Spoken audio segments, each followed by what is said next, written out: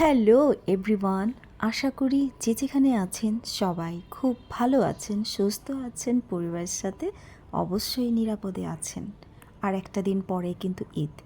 কিন্তু ঈদের এই বাজারে যারা গরু বেচাকেনা করছেন তাদের যে কী প্রবলেম হচ্ছে শুধুমাত্র বৃষ্টির কারণে। যাই হোক, সব কিছু তো বিধাতার হাতে, তিনি যখন যেভাবে রেখেছেন আমাদের তো সেভাবেই নিতে হবে। আর ওয়েদারটা যে এত সুন্দর যাচ্ছে, আমরা যারা ঘরে আছি তাদের জন্য ভালো। আমি বিকেলবেলা যখন ছাদে উঠলাম, আকাশটার দিকে তাকিয়ে থাকতে ইচ্ছে করছিল।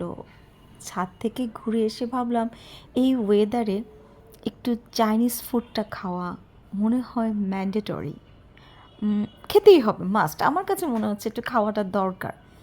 কিন্তু বাইরে যাব, যে অবস্থা রোডের, কিন্তু মন তো মানছে না। তাই ঘরে সব কিছু যেহেতু ছিল, চটপট ছাদ থেকে নেমে এসে শুরু করে দিলাম রান্নার প্রিপারেশন।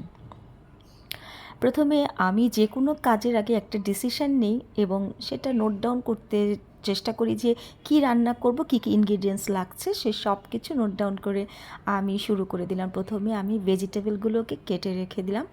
তার আগে আমি কি করেছিলাম, আমি ভাতের চালটা বা ভাতটা যত ঝরঝরা হবে তত ফ্রাইড রাইস কিন্তু ভালো হয়।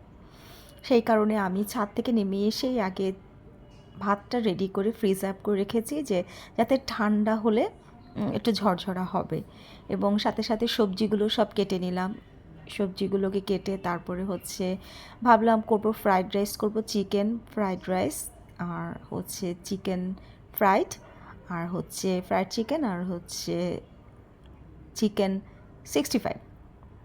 এখন সব কিছু রেডি করে নিয়ে আমি একদম ভাবলাম যে হাতের কাছে সব কিছু রেডি করে নিয়ে যদি রান্নাটা শুরু করি সেটা একটু ইজি হয়ে যাবে। আবার অনেক সময় কী করি, যখন শর্ট টাইম থাকে চুলায় একটার পর একটা স্টেপ করে আমি সাথে সাথে কেটে নিই। বাট চাইনিজটা হয় কি, একটু রেডি থাকলে ঝপঝপ দিলে তাড়াতাড়ি হয়ে যায়।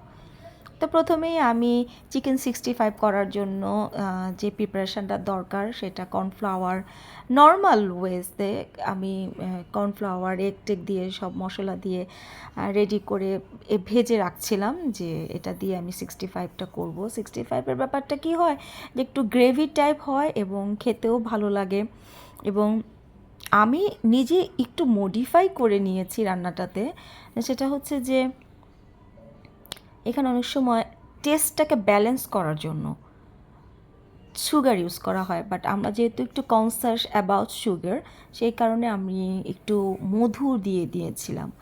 এবং ক্যাপসিকামের সাথে ভেবেছিলাম একটু টমেটো দেবো, পরে টমেটো দেখলাম ঘরে টমেটো ছিল না, সেই কারণে আমি নর্মালি এটা সস দিয়েই করেছি। 3 টাইপের সস আমি সবসময় ঘরে রাখি, ফিশ, ওয়েস্টার, সয়া সস, আর টমেটো সসটা অ্যাভেলেবেল সবাই থাকে। বাট আমার একটু ম্যাগি সসটা ইচ্ছা ছিল, বাট আমি অনেক দিন ধরে সেদিন ডিসিসি মার্কেটে যে আমি ম্যাগি সসটা নেব সেটাই ভুলে গিয়েছিলাম। রান্না যখন বসালাম তখন অলমোস্ট সন্ধ্যা হয়ে গিয়েছে, এবং রান্না করতে করতে ভাবছিলাম যে একটু পরে নিচে যেয়ে গরু দেখতে যাব, কারণ কোরবানির সময় এত সুন্দর সুন্দর গরুগুলো আনে, মানে দেখলে না একটু মায়াও হয়। কিন্তু যার যেটা ধর্মের নিয়ম তাকে তো সেটা পালন করতেই হবে, আমার মায়া লাগলেই বা কী।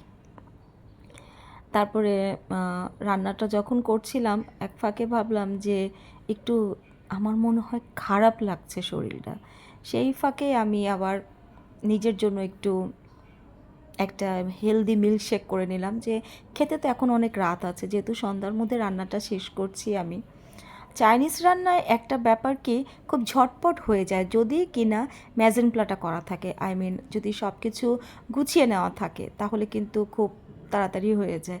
একে একে আমি চিকেন 65, ফ্রাইড রাইসের যে স্পাইসগুলো দরকার বা ভেজিটেবলগুলো দরকার সবই আমার হাতের কাছে ছিল, সেটাও হয়ে গেল। চিকেন ফ্রাইটাও বসিয়ে দিলাম, ভাবছি যে ওভেনে খাওয়ার আগে একটু গরম করে নিব। একে একে সব রান্নাগুলো যখন শেষ করছিলাম তখন মনে হলো যে গুছিয়ে কাজ করতে পারলে আমরা আমাদের টাইমটা কিন্তু অনেকটাই আমরা কাজে লাগাতে পারি। হুড়োহুড়ি করে না করে যদি সুন্দর করে গুছিয়ে নিয়ে রান্না করতে যাই তাহলে কিন্তু সব কিছু আমরা একটা ওয়েল অর্গানাইজডভাবে শেষ করতে পারবো। তো রাতে যখন খাচ্ছিলাম ভাবলাম যে একা একাই খাচ্ছি, কারণ ছেলে তার সময় মতো খাবে, আমি একাই খাচ্ছিলাম। আর ভাবলাম যে আসলে জীবনটাই এমন, না? জীবনের একটা সময়ের পর কিন্তু সবাইকে নিজের মতো করেই গুছিয়ে নিতে হয়, নিজের মতো করেই থাকতে হয়, নিজের মতো করেই ভালো থাকতে হয়। ছোট্ট একটি ব্লগ শেয়ার করলাম, আশা করি ভালো লাগবে। ভালো লাগলে লাইক কমেন্ট শেয়ার করতে কিন্তু একদম ভুলবেন না।